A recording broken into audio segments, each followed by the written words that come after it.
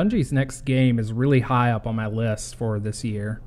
I jumped at the chance to play the alpha that was revealed at E3. I played the alpha, and the more I think about the fundamental mechanics of Halo, the more I have to conclude that Destiny is a pretty big departure from the established formula. First, we have to talk about how the so-called golden tripod has changed. The basic formula of Halo's combat is that you have three basic means to damage your opponent, be it shooting, with grenades, or with melee.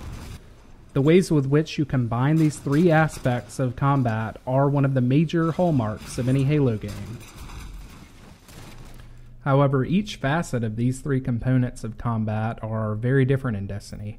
Different even considering the introduction of loadouts in Halo 4. From the moment the match begins in Destiny, your opponent could have any weapon at their side, and most weapons can be leveled and customized on their own. You have to think about how you are matching against your opponent at all times, because it isn't a sure bet that you'll have what they have. The race to power weapons that largely defined PvP matches in Halo doesn't exist in Destiny. Instead, you choose all your weapons, and your ability to use them is dependent on whether you can secure ammo for either your secondary weapon or your heavy weapon. Also, your secondary weapon isn't a sidearm like a pistol. Everyone can choose to start out with either a shotgun type weapon or a sniper rifle as their secondary. So around any corner, your opponent could be waiting with a shotgun. So you always need to be prepared in kind whenever you're entering close quarters combat. Likewise, you should be cautious of long range combat if you don't have a sniper, or even when loitering in the open for that matter. The presence of shotguns and snipers isn't the difference. The difference is that anybody can start out with those weapons from the very second the match starts.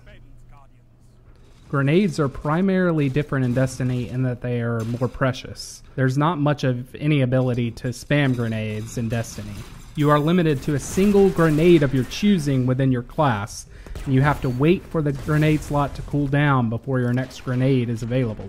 This means that you must choose your best moment to use your grenade. This might involve a tactical use of a grenade, such as choking off a bottleneck.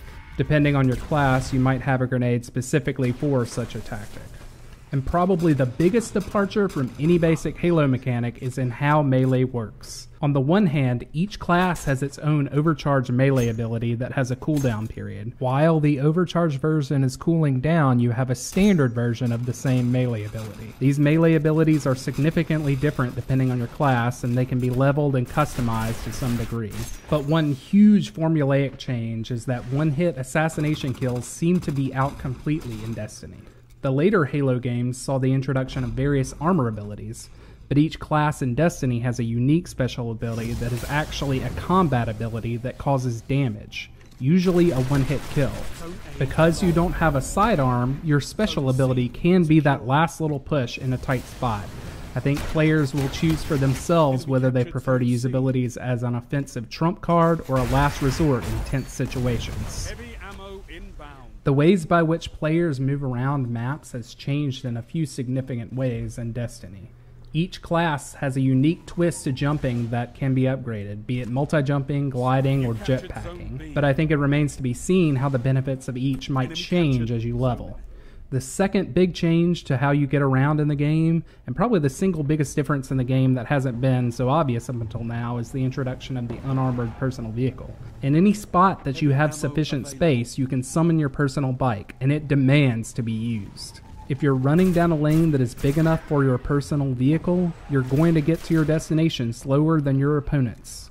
Full stop.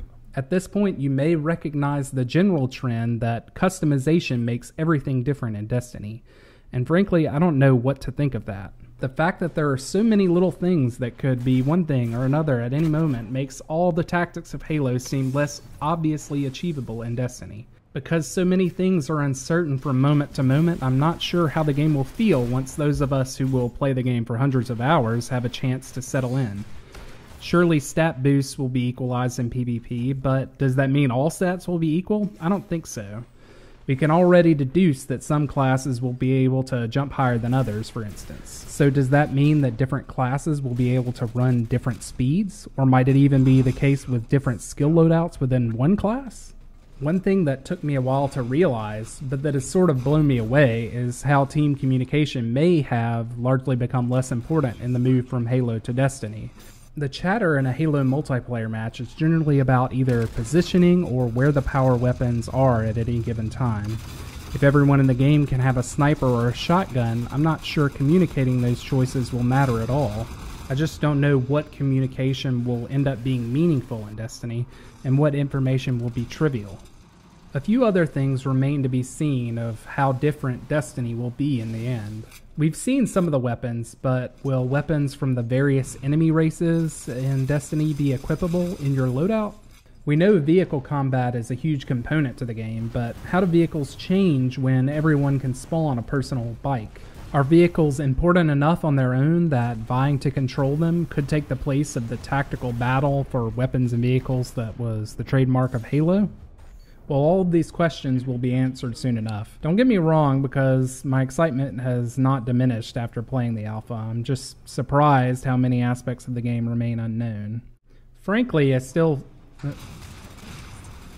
Oh, hi!